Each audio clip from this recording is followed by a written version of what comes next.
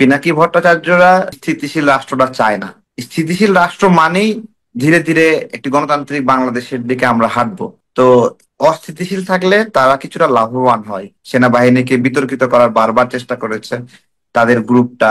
তো আমরা ওই জায়গা থেকে তাদের পথে চলতে আর পারি নাই, কারণ আমরা তো সেনাবাহিনীকে ভালোবাসি। তারা ওয়াকার ওয়াকার বলে, কিন্তু তাদের শত্রুতাটা সেনাবাহিনীর বিরুদ্ধে। আমন্ত্রণ জানাচ্ছি প্রিয় দর্শক, মানচিত্রের নিয়মিত আয়োজন কথোপকথনে। আজকে আমাদের সঙ্গে যুক্ত রয়েছেন নানান কারণে আলোচিত মুখ, আম জনতা দলের সাধারণ সম্পাদক তারেক রহমান। তারেক রহমান, আপনাকে আমরা স্বাগত জানাচ্ছি আমাদের অনুষ্ঠানে। আমি একটু প্রথমেই জানতে চাই আপনার কাছ থেকে, যারা আপনার আদর্শ ছিলেন এক সময়, এখন তারা আপনার কাছে বেশ বিতর্কিত হয়ে পড়েছে বা আপনি বেশ সাহসিকতার সঙ্গে তাদের সমালোচনা করে যাচ্ছেন, এর কারণটি আসলে কি? আমরা গণ অভ্যুত্থানে গণ আন্দোলনে একসঙ্গে পারফর্ম করেছি, সে কারণে পরস্পরের সাথে বন্ধুত্ব তৈরি হয়েছিল। কিন্তু যখন আমরাই বিভিন্ন বা এই গণ অভ্যুত্থানের ভিতরের লোকেরাই বিভিন্ন অপকর্মে জড়িয়ে পড়েছে, তো আমরা তো টিপিক্যালি রাজনীতিবিদ না, যদি বলেন ওইভাবে। আমরা অ্যাক্টিভিস্ট, বিদ্রোহী, বিদ্রোহকারী। তো আমরা আমাদের জায়গা থেকে ওই বিদ্রোহগুলো জারি রাখছি আর কি, যে আচ্ছা। কোনো অন্যায় দেখলে। তো এইটা তারা হজম করতে পারছে না, যারা আমাদেরকে আদর্শ মনে করতো। যখন তাদের পছন্দের কোনো ব্যক্তির বিরুদ্ধে কথা বলি, তখন তারা হুম এটা হুম। হজম করতে পারে না, এই জন্য একটু গালিগালাজ করে আর কি। আপনি যেমন একটু এক্সাম্পল দিবেন, যেমন আপনার এই দলের নামও তো দেওয়া ছিল প্রবাসী একজন অ্যাক্টিভিস্টের, নাকি? এটা আসলে শাপলু ভাইয়ের নাম দেওয়া। তো এটা আচ্ছা। শাপলু ভাই নামটা দিয়েছিলেন, শাপলু ভাই নিজে আমাকে বলেছেন। কিন্তু ওটা পিনাকি দাদা বলেছিলেন যে এটা উনি দিয়েছেন, কিন্তু আমরা পরে জানতে পারি ক্রস চেক করে এটা শাপলু ভাইয়ের দেওয়া নাম। আচ্ছা, এখানেও তার এই ধরনের দাবি কেন যে তিনি দিয়েছেন, এটি মানে না না, আপনাদের উপরে একটা উনি প্রভাব দাবি বিস্তার করেন করবে? বা এরকম না তো। মানে আমি বলেছিলাম, উনি আমাকে বলেছিল নাম দাও আমজনতার দল। এটা আসলে উনি আচ্ছা শাপলু ভাইয়ের কাছ থেকে শুনে বলেছিলেন, এটা আর কি। আচ্ছা। তা এখন সেই পিনাকি ভট্টাচার্যের বিরোধিতা আপনি বেশ করছেন, বেশ সমালোচনা মুখর, এবং আপনি বললেন যে তাদের গ্রুপের কারোর সমালোচনা করলে সেই তারাই আবার আপনাদেরকে বা তাদেরকে সহ্য করতে পারে না।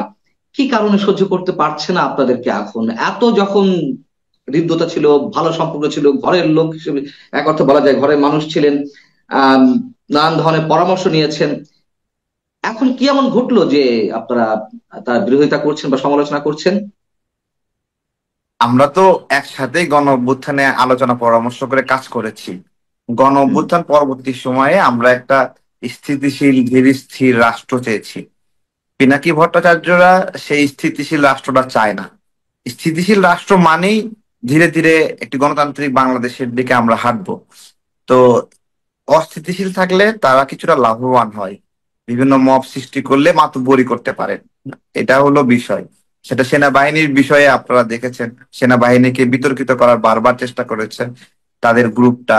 তো আমরা ওই জায়গা থেকে তাদের পথে চলতে আর পারি নাই, কারণ আমরা তো সেনাবাহিনীকে ভালোবাসি। তাই না? তাদের এক্স্যাক্টলি তারা ওয়াকার ওয়াকার বলে, কিন্তু তাদের শত্রুতাটা সেনাবাহিনীর বিরুদ্ধে। মানে আমি একটু যদি খুলাসা করি সংক্ষেপে, যে সেনাবাহিনীর বিরুদ্ধে আপনাদের অবস্থান নেওয়ার আহ্বান জানিয়েছিল বা নির্দেশনা অনুরোধ যাই বলে না কেন, সেরকম একটি জি, নির্দেশনা ছিল। এইটা কিন্তু অস্বীকার আপনারা, করতে পারবে না। জি, সেনাবাহিনীর বিরুদ্ধে অবস্থান নেওয়ার ধরনটা কি? মানে তার প্রতিবাদ করতে হবে, তার সমালোচনা করতে হবে জেনারেল ওয়াকার সাহেবের, এরকম কিছু, নাকি এর চেয়ে ভয়ঙ্কর কিছু? না, দেখেন, ওয়াকার সাহেব তো একজন ব্যক্তি, তাই না? আর সেনাবাহিনীর এইরকম একটা তাদের বা সেনাবাহিনীকে এবং সরকারকে মুখোমুখি দাঁড় করায় একটা আনরেস্ট সিচুয়েশন তৈরি করা। তাদের ভিডিওর কাটটি প্রয়োজন, ভিডিও বানায় প্রতিদিন, নতুন নতুন থাম্বেল প্রয়োজন, নতুন নতুন ইস্যু প্রয়োজন। আর সেনাবাহিনীর বিরুদ্ধে বললে মানুষ একটু বেশি বাপরে বাপ সেনাবাহিনীর বিরুদ্ধে বলছে এই ধরনের একটা, হ্যাঁ, কতজন বলে। এইটাকে সুযোগ লাগায় এই বেশ কিছু ইউটিউবার আছে, তারা সেনাবাহিনীর মুখটা বারবার উচ্চারণ করে শুধুমাত্র ভিউ এর জন্য। হ্যাঁ, না, এটা তো। মানে শুধু ভিউ বা একটা এক লাখ লাখ ভিউ আর ক টাকা আসে, নাকি বিহাইন্ড দ্য স্ক্রিন আরো কোনো ধরনের আর্নিং সোর্স আছে? এমনিতে বিহাইন্ড দ্য স্ক্রিন কিছু থাকতে পারে। গণ অভ্যুত্থানের সময় প্রাথমিক লেভেলে এই আন্দোলন, ভারতের সাজায় দেওয়া আন্দোলন, এই আন্দোলন শেখ হাসিনা সাজায় দেওয়া আন্দোলন, এই ন্যারেটিভ গুলো পিনাকি ভট্টাচার্যের দেওয়া, ঠিক আছে।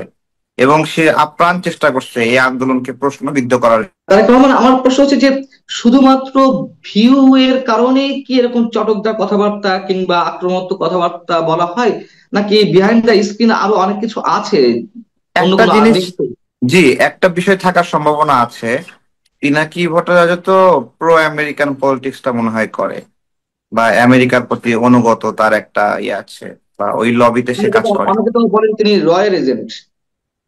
তো আমেরিকা এগুলো তো কাছাকাছি বিষয়, তাই না? কাছাকাছি বিষয়। তো সে জায়গা থেকে আমাদের বন্দর করিডোর এই বিষয়গুলো নিয়ে সেনাবাহিনী যে বিরোধিতা করবে, এটা আমরা যদি এখন জানি তাহলে এই ঘটনাটা আরো 3 মাস আগের ধরেন, তাই না?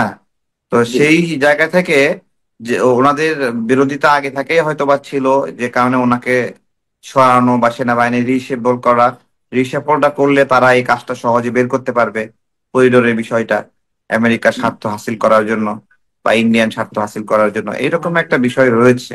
আপনি বলছেন যে মব হলে তাদের লাভ, বাংলাদেশ অস্থিতিশীল হলে তাদের লাভ, এই লাভের ধরনটা কেমন? মানে বিশাল কোনো গেম চলছে আপনার কাছে মনে হয়? না, এটা দেখেন, প্রত্যেকটা মবের পিছনে অর্থনৈতিক কারণ আছে। একটা স্কুলের প্রধান শিক্ষককে মব সৃষ্টি করে সরাবে, ওই স্কুলের আরেকজন শিক্ষক প্রধান শিক্ষক হতে চায়, যে কারণে সে এই ফিনান্সটা করে এই মবের হুম। পিছনে। আমরা এটা খুব স্ট্রংলি ফাইন্ড আউট করেছি। অনেকগুলো কলেজে সরাসরি শিক্ষকরা জড়িত, প্রধান শিক্ষককে সরানোর জন্য মব সৃষ্টি করার তারা এটা ফিনান্স করে। এভাবে বিভিন্ন প্রতিষ্ঠানের গুরুত্বপূর্ণ ব্যক্তিকে সরিয়ে আরেকজন গুরুত্বপূর্ণ হওয়ার জন্য তারা এই মবে ফিনান্স করে। এটা হলো একটা বিষয়। এটা হ্যাঁ, না হয় এমনি এমনি ধরলেন, কেউ কথা অবশ্যই। ধরেন জি। দেশপ্রেম থেকে আবেগ থেকে বিয়ে বাড়িতে গিয়ে চট্টগ্রামে মব সৃষ্টি করবে, হুম। হ্যাঁ, এইরকম না। এটা তো বের হয়েছে, তারা ফিনান্সিয়ালি ডিমান্ড করেছে এই মব সৃষ্টির সঙ্গে সঙ্গে। তারা দাবি করেছিল, হ্যাঁ। হ্যাঁ, এটা তো এইগুলোই করছে আর কি। এই আপনার রাজনীতিতে যারা বছরের পরে বছর সময় দিচ্ছে, ধীরে ধীরে বিভিন্ন কষ্ট আঘাত সহ্য করে তারা হলো একটা স্টেবল জায়গায় রাজনীতিটা করে। তারা আতঙ্কিত হয় না, তারা হলো ভয়ও কম পায়, আবার তারা অতিরিক্ত লোভও কম করে। কিন্তু যারা নতুন করে রাজনীতিতে আসছে তারা এই রাজনীতিটাকে মনে করে ব্যাপকভাবে আয়ের উৎস, এবং যা পায় জড়াই নিতে হবে, যেদিকে পায় খাইতে হবে। এটা তারা মনে করছে যে রাজনীতি এরকমই মনে হয় নোংরা। কিন্তু বাংলাদেশে প্রচলিত 40-45টা মানে দল আছে যারা ফাংশন করছে, তাদের কোন দলটা কতটুকু অর্থনৈতিক ভাবে ফিল্ড থেকে অর্থ নেয়, তাই না? ফিল্ড লেভেলে কতটুকু অর্থ নেয়। বড় কয়েকটা দল ছাড়া কাউকে মানুষ দান করে না। বিএনপি, হুম, হুম। ইসলামী আন্দোলন, জামাতে ইসলাম, আওয়ামী লীগ, আর এখন এনসিপি, এছাড়া অন্যান্য অপরাপর ছোট ছোট দলে কেউ অর্থায়ন করে না। এরা নতুন করে রাজনীতিতে এসে ভাবছে যে এখানে এরকম চিপ দিলেই মনে হয় টাকা বের হয়। ওই চিন্তা থেকে ওই মানুষকে চিপ দিয়ে কষ্ট দিচ্ছে আর কি। আচ্ছা, আমি যদি একটু পাল্টা প্রশ্ন করি, যে আপনি যখন ভারত বিরোধী ভারতের পণ্য বিরোধী একটা আন্দোলন শুরু করেছিলেন, ব্যাপক সাড়া ফেলেছিল, অনেকে তো বলতো যে আপনি বোধহয় আইএসআই এর এজেন্ট। আবার এখন আপনি বলছেন যে তারা আম, র এবং যুক্তরাষ্ট্র বা সিআইএ এর এজেন্ট। সাধারণ মানুষ আসলে কোনটাকে বেছে নেবে? অনেক ধন্যবাদ, ভালো কথা বলেছেন। আমি আসলে আমার জায়গা থেকে যখনই সীমান্তে নাগরিক হত্যা হতো, আমি হ্যান্ড মাইক নিয়ে বের হয়ে পড়তাম। হুম, হুম। আমার কাজের দেখেছেন। পরিধি ছিল অত্যন্ত ছোট। আমি জি। আমার জায়গা থেকে আমার রাগ হতো, ক্ষোভ হতো, আমি সেই রাগ এবং ক্ষোভ থেকে দেশের মানুষকে জানাইতাম যে আপনারা কি জানেন এরকম বাংলাদেশে এই পঞ্চগড় সীমান্তে নাগরিক হত্যা করা হয়েছে, ঝিনাইদহ সীমান্তে ব্রাহ্মণবাড়িয়া, আখাউড়া, এগুলো আমি, এটা আমার অনেক আগে থেকে আমি এটা করতাম। এটাকেই আপনার হলো পুঁজি করে পিনাকি ভট্টাচার্য। হ্যাঁ, সে বারবার এই ভিডিও গুলো দেখাইতো তার ভিডিওর মধ্যে, এতে তার ভিডিও চমকপ্রদ, প্রদর্শনযোগ্য হতো। তো এটা হলো একটা বিষয়। আমরা আমাদের জায়গা থেকে ছোট ছোট এগুলো অনেক বড় কোনো মানে অ্যাচিভমেন্টের উদ্দেশ্যে নেমে পড়ছি, এদের দ্বারা অনেক মানুষ প্রভাবিত হবে, বিষয়টা এরকম না। মাত্র 4-5 জন মানুষ আমরা মানুষকে সচেতন করার এই কাজটা করতাম। এটা এখনো করি। সীমান্তে যখনই নাগরিক হয়, গত কয়েকদিন আগে ঝিনাইদহ সীমান্তে নাগরিক হত্যা হলো, আমরা পররাষ্ট্র দপ্তরের সামনে গিয়ে দরজা বন্ধ করে রাখছিলাম 1 ঘন্টার মতো, যে আপনারা কেন প্রতিবাদ করলেন না রাষ্ট্রের পক্ষ থেকে। তো এটা এটা আমাদের মানে লড়াইয়ের একটা ভাষা। হ্যাঁ, লড়াইয়ের উপজীব্য। হুম, হুম। তা আমাদের লড়াইয়ের উপজীব্য, আমরা এটা এই এই ন্যারেটিভ নিয়ে কাজ করি। ওইটাকে পিনাকি ভট্টাচার্য তার মতো করে সে সাজিয়ে নিয়েছে, বা এটাকে সে এটাকে ক্যাপিটালাইজ করেছে তার মানে এটা শুধু সে এটা না, যখনই যেই আন্দোলন টান্দোলন হবে সেটাকে ক্যাপিটালাইজ করার চেষ্টা করে। হম, ওটাকে ওদের স্রোতে গা ভাসিয়ে নিজেকে ওটা নায়ক বানানোর চেষ্টা করে। এরকম একটা ইয়ে আছে। 2-3টা ফেসবুকে পোস্ট করে এরকম একটা ভাব আসে যে হ্যাঁ সে এটা করেছে। তারেক রহমান, আপনি তো নিশ্চয়ই ঘরের কথা অনেক কিছু জানেন, ভিতরের কথা, ঘরের কথা বলতে যেটা ভাবছি, যেহেতু তার সাথে একটা সরাসরি কানেকশন ছিল, তার নির্দেশ মোতাবেক বা তার পরামর্শক্রমে আপনারা অনেক কাজ করেছেন। বঙ্গবন্ধুর বাড়ি বুলডোজার দিয়ে যখন গুড়িয়ে দেওয়া হলো, আপনি নিজেই বলেছেন এই সম্পর্কে এর আগেই। আহ সেই প্ল্যানিংটা আসলে কিভাবে ছিল, কি কারণে? শুধুমাত্র প্রতিহিংসার জায়গা থেকে, নাকি আপনি যে জায়গাটির কথা বলছেন যে প্রচন্ড একটা আনরেস্ট সিচুয়েশন তৈরি করার জন্য তারা সবসময় এরকম মব ক্রিয়েট করে থাকে, কোন জায়গা থেকে এই বঙ্গবন্ধুর বাড়িটি এভাবে গুড়িয়ে দেওয়া হলো, মানে পরামর্শটা কি ছিল? জি, প্রথমত ধানমন্ডি 32 বঙ্গবন্ধুর বাসভবন, শেখ মুজিবের বাসভবন, এইটা নিয়ে আমরা আমাদের দলের পক্ষ থেকে আলাদা একটা বার্তা বিবৃতি আমরা মানে বিয়ার করব। এটা হলো আমাদের একটা আমরা ভাবছি কি ভাবে এটা বলা যায়। জি। এবং এইটাতে ওই সময় এমন একটা হাইপ উঠেছিল যে সবার এখানে যাওয়াটা ইমানি দায়িত্ব, এরকম একটা বিষয় হয়ে গেছিল, বুঝছেন? হুম, যেরকম হুম। ভাবে শাহবাগে 2013 সালে যাওয়াটা ইমানি দায়িত্ব ছিল, যে হুম, হুম। আপনার যে স্রোত চলতেছে সেই স্রোতে সবাইকে চলতে হবে, এরকম জি। একটা বিষয়। এবং দেখেন তখন কিন্তু আজকে যেটা নিয়ে কথা বলা হচ্ছে, অনুধাবন হচ্ছে, সেটা এই অনুধাবনটা কিন্তু তখন কিন্তু বলার জন্য আপনি উদ্যোগ নেননি, তাই না? এত সহজ ছিল না তখন। তখনের রাইট। পরিবেশটা এরকমই কঠিন ছিল, না, তখন আমি ওই রাতে রাস্তা আমি ওই ছিল রাতেই না। বঙ্গবন্ধু বাড়ি ভাঙার বিরুদ্ধে আমি প্রথমেই একটা কন্টেন্ট করেছিলাম, যে আচ্ছা, কি লাভ হলো আমি এটা করে। আমি এবং সিম্পলি বলি, দেখেন আমাদের বাংলাদেশের এই জন্ম, যদি এইভাবে বলা হয়, বাংলাদেশের জন্ম দিয়েছে ধানমন্ডি 32। হুম, ঠিক আছে, মানে সিম্পলি এই শব্দ ইয়েস অর নো, অবভিয়াসলি 32। মানে আমরা দেখি যেটা একটা যুদ্ধ হয়েছে, কিন্তু এই যুদ্ধের পট পরিবর্তনের জন্য ধানমন্ডি 32-এর অনেক বড় একটা অবদান ছিল, তাই না? এটাই তো অবশ্যই, একটা অবশ্যই। বিষয়। হ্যাঁ, যেমন 7 মার্চের ভাষণের পরে 7 মার্চের প্রোগ্রাম রিভিউ করার জন্য নেতৃবৃন্দ ধানমন্ডি 32-এ তো বসলো আবার। হুম। ওই যে সিরাজুল ইসলাম দাদু ভাই, তারপরে হলো আরো যারা ছিল, সবাই মিলে দৌড়ে আসলো এখানে। আপনি ওই দিনের কথা বলেন যে আপনারা যে উদ্যোগী হলেন, হ্যাঁ। ইমানি দায়িত্ব মনে হলো আপনাদের, কেন মনে হলো, না কারা না না, যুদ্ধ করলো? আমাদেরই মানে দায়িত্ব না, মানে মানে নাগরিকদেরই মানে দায়িত্ব মনে হলো। আমি আবারও বলতেছি যে এটা শাহবাগে ঘটনার, আপনি তো ছিলেন শাহবাগে না, যেরকম ঠিক আছে। ইন্সপিরেশন নিয়ে সবাই গিয়েছিল, হ্যাঁ, ধানমন্ডি 32 ভাঙতে ওইভাবে ওই ইন্সপিরেশন নিয়েই গিয়েছিল। আমার মত পার্থক্যটা কোথায় বর্তমান মানে জি। শক্তির সাথে? আমার মত পার্থক্যটা ওই জায়গায় যে আপনারা যারা বিজয়ী হইলেন তারা তো দেশের এখন মালিক, তাই না? তাহলে বিজয়ীরা কেন লুটপাট করবে আবার? মানে নিজের দেশ নিয়ে নিলেন না আপনি? হুম, তাহলে হুম, আপনি হুম। নিজেই, আপনারই দেশ এখন, আপনিই কর্তৃত্ব, আপনি নিজেই এটাকে ভাঙছেন, নিজেই এটাকে লুটপাট করছেন। আমার Exactly. সমস্যা, আমার কনফ্লিক্ট এইখানে আসলে। ঠিক আছে, ওই সময়ের ডিমান্ড যা ছিল সে ওইটা করেছে, এবং এখন আবার সমন্বয়ক শুনলেই মানুষ গালি দেয়, এটা এই সময়ের ডিমান্ড। সো না, আমি রাজনীতিতে আমি আপনার সঙ্গে একটু ডিফার দেখেন, করি। আবার সেটা হচ্ছে আবার ওই দেখেন, সময় ডিমান্ড ছিল আবার এই যে আমি, তারেক এই রহমান। যে আমি একটা কথা বলছি যে ধানমন্ডি 32 বাংলাদেশের সম্পদ, বা এটা হলো হুম, বাংলাদেশকে জন্ম দিয়েছে, এটা আমার এই সময়ের অনুভূতি। ঠিক আছে, ধরেন এই গণ অভ্যুত্থানে ধনীরা অর্থ দিয়েছে, ঠিক আছে, হুম, বিদেশে বসে অনেকে ইন্ধন দিয়েছে, আর সাধারণ মানুষ জীবন দিয়েছে। এই তো। এবং সেই সাধারণ মানুষগুলো ওই কবরে গিয়ে গিয়ে তাদের অনেকের লাশও এখনো খুঁজে পায়নি। এটা হলো এই হুম গণ অভ্যুত্থানের বাস্তবতা। আর আমাদের হুম। রাজনৈতিক কর্মীরা আমরা জেল জুলুম রিমান্ডের শিকার হয়েছি, এবং আমরা হুম। এখন ফ্রাস্ট্রেটেড যে আমরা কি জন্য এতটা ঝুঁকি নিয়ে লড়াই করলাম। আপনার কাছে একটু জানতে চাচ্ছি যে আহ আপনার কি মনে হয় যে আমাদের মুক্তিযুদ্ধের ইতিহাসকে ধুলায় মিশিয়ে দেওয়ার একটা অন্যতম চক্রান্ত এই মুহূর্তে রয়েছে? আমাদের মুক্তিযুদ্ধের ইতিহাস মুছে দেওয়ার ব্যাপক কার্যক্রম চলছে, এবং যারা মুক্তিযুদ্ধের বা সার্বভৌমত্বের বিরুদ্ধে ছিল তারা এই গণ অভ্যুত্থানের সময়টা এই সুযোগটা নিয়েছে। কিন্তু তারা তো সুযোগ নেবেই। আওয়ামী লীগ এই পর্যায়ে গেল কেন? এই জন্য তো সুযোগ নিচ্ছে। এটা তো আমরা তো ওই একাত্তরের বিরুদ্ধে যুদ্ধ করি নাই,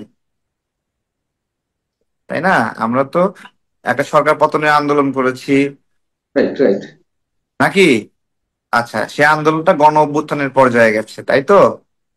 আচ্ছা, তো আহ, এখন যারা মুক্তিযুদ্ধের বিরুদ্ধে, তারা এটাকে ক্যাপিটালাইজ করার চেষ্টা করছে এমন ভাবে যে একাত্তর আর প্রয়োজন নাই, এটা তো নিচ্ছে এখন।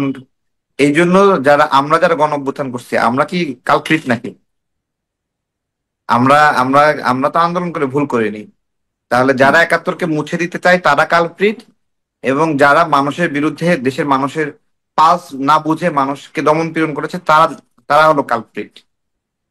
আমরা তো আমরা তো একাত্তর এবং চব্বিশকে সাথে করে নিয়েই চলতে চাই। আমরা তো কিন্তু কোনোটাকে একাত্তর আর চব্বিশে, একাত্তরকে ধারণ করতে চাই যেমন আমরা, চব্বিশের চেতনাও রয়েছে, কিন্তু কোনো অবস্থাতে তো একাত্তরের সঙ্গে হ্যাঁ, চব্বিশ মেলানো যাবে না, তাই না? না, আমি তো চব্বিশের সাথে একাত্তর মেলাতে যাচ্ছি না। চব্বিশ জি। আমাদের না, ঠিক খুব সদ্য সদ্য শেষ হওয়া ক্ষত, তাই না? এই ক্ষতর ঘা এখনো শুকায়নি, এই জন্য এটা গুরুত্বপূর্ণ। এই জন্য একাত্তর চব্বিশ দুটাই বলতে হয়। এক সময় গিয়ে চব্বিশ আর বলবে না মানুষ, কিন্তু এখন তো কিন্তু ক্ষত একাত্তর আছে, এখন তো একাত্তরে বলতে থাকবে। দিবেন। এখন খুব তো ক্ষত চমৎকার একটা আছে, কথা এখন তো বলেছেন। বলতে দিবেন। খুব চমৎকার। ঠিক আছে। চমৎকার একটা সহজ, মানে খুব সহজ একটা এক্সাম্পল দিয়ে আপনি ক্লিয়ার করে দিয়েছেন। আমার কোনো প্রশ্ন নেই এই ক্ষেত্রে।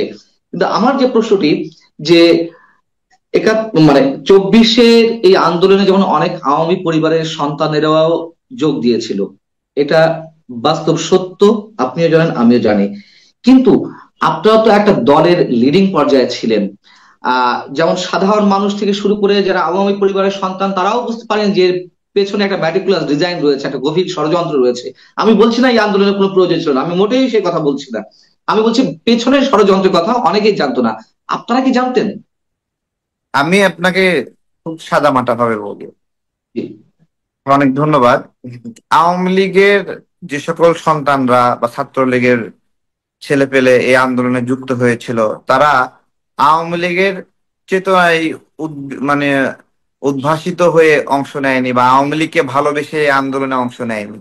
বরঞ্চ আওয়ামী লীগের পলিটিক্যাল সিস্টেম তারা পছন্দ করে না, তারা পরিত্যাগ করে এই আন্দোলনে অংশ নিয়েছে। এটা তো একটা বিষয়। জি। তো এটা আওয়ামী লীগের লোকেরা এটাতে অংশ নিয়েছে, এই জন্য এটা আওয়ামী লীগের ক্রেডিট এরকম না, বরং তারা আওয়ামী লীগকে চ্যালেঞ্জ করেছে। আওয়ামী লীগ ভুল পথে আছে, এই জন্য এক নাম্বার গেল। রাইট। যে ম্যাটিকুলাস ডিজাইনের কথা বললেন, যে বিদেশি শক্তি বা বহিঃশক্তি, হুম আমাদের হুম। এই গণ অভ্যুত্থান শুরু থেকে, একদম ইনিশিয়াল স্টেজের শুরু থেকে, এবং এই গণ অভ্যুত্থানের মাঝ পর্যায়ে, এই গণ অভ্যুত্থানের দুটো অংশ। 17 জুলাইয়ের আগের একটা অধ্যায়, 17 জুলাইয়ের পরের একটা অধ্যায়। 17 জুলাই আত্মসমর্পণের মধ্য দিয়ে একটা অংশের লড়াই শেষ হয়ে যায়, এবং 18 জুলাই পলিটিক্যাল মুভমেন্ট শুরু হয়।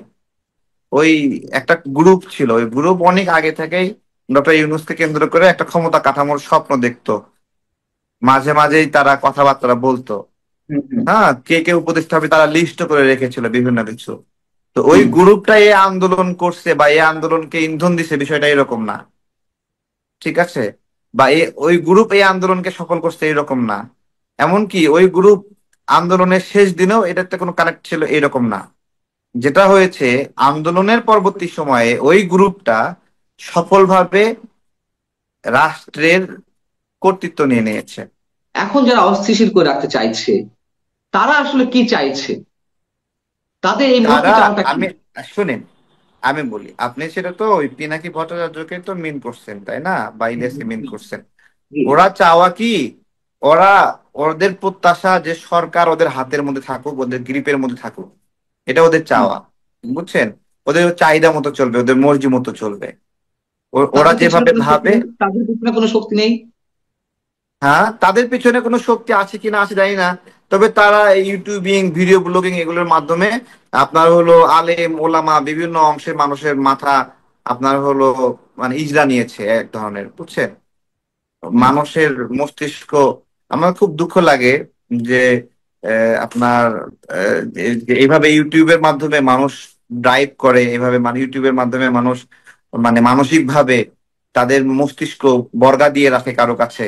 এটা খুবই আমাদের অধঃপতন।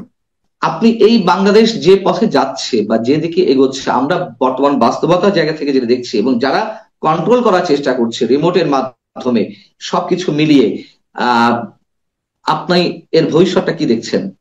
আচ্ছা, এখন আমাদের ভবিষ্যৎ তো আমাদের বানাইতে হবে, বুঝছেন?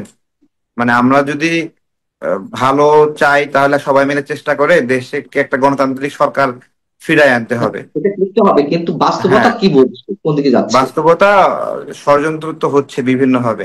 লন্ডনে তারেক রহমান ডক্টর ইউনূস বসার পরে বাংলাদেশে নির্বাচনের জন্য একটা স্টেবল দিকে যাওয়ার সুযোগ ছিল, কিন্তু এখানে অনেক ধরনের অনেক কনস্পিরেসির মাধ্যমে বিভিন্ন তত্ত্ব এবং মত হাজির করে বিশৃঙ্খলা করা হচ্ছে, যার মধ্যে পিয়ার নামে একটা শব্দ ছিল, সেটা একটা গুরুত্বপূর্ণ। তো এই পিয়ার তো কতটা ভণ্ডামি দেশের মানুষ এখন আবার বুঝতে পারছে। এই পিয়ারের কথা বললেই মানুষ গালি দিচ্ছে। তো এটা কিন্তু আগে গালি দিত না, মানুষ যখন সঠিকভাবে জানতে পারে একটা ব্যবস্থাপনা ভণ্ডামি হচ্ছে, তখন মানুষ সঙ্গে সঙ্গে এটাকে ক্যাচ করে, আস্তে আস্তে বুঝে প্রতিরোধ করে। তো এখন পিয়ার কে, আমরা যারা পিয়ারের বিরুদ্ধে কথা বলছি আমাদের কার বলতে হচ্ছে না, জনগণই এখন বলছে। তারা তাদের ফেসবুক সোশ্যাল মিডিয়ায় তাদের মতামত দ্বারা বলছে। তো এগুলো শয়তানি নির্বাচনের আগ পর্যন্ত চলবে। একটা গণতান্ত্রিক সরকার আসলে শক্ত হাতে এবং দয়া দিয়ে, মায়া দিয়ে, ভালোবাসা দিয়ে নিজ সরকারকে নিজে সুন্দরভাবে কিন্তু চালাবে। সেটা নিয়েই তো ষড়যন্ত্র দেখা যাচ্ছে, সেটির কি আসলে কোনো সহজ সমাধান হবে? আপনার মনে হয়, নাকি হবে তার হবে, আগে এগুলো অনেক কিছু ঘটে যাবে? এগুলো কিছু না, এগুলো অল্প কিছু মানুষ। তারপরে ওই বিভিন্ন জেলা থেকে 5-10 জন করে এক জায়গায় করে 10,000 মানুষ এক জায়গায় করতে পারে, বাট এটা সারা বাংলাদেশের শক্তিমত্তা বা ক্ষমতা না। ঠিক আছে। অনেক ধন্যবাদ তারেক রহমান আপনাকে আমাদের সঙ্গে যুক্ত থাকার জন্য। আপনার দলের জন্য শুভকামনা জানাচ্ছি। দর্শক, শেষ করছি, ভালো থাকুন। এই ছিল আজকে আলোচনা। আল্লাহ হাফেজ।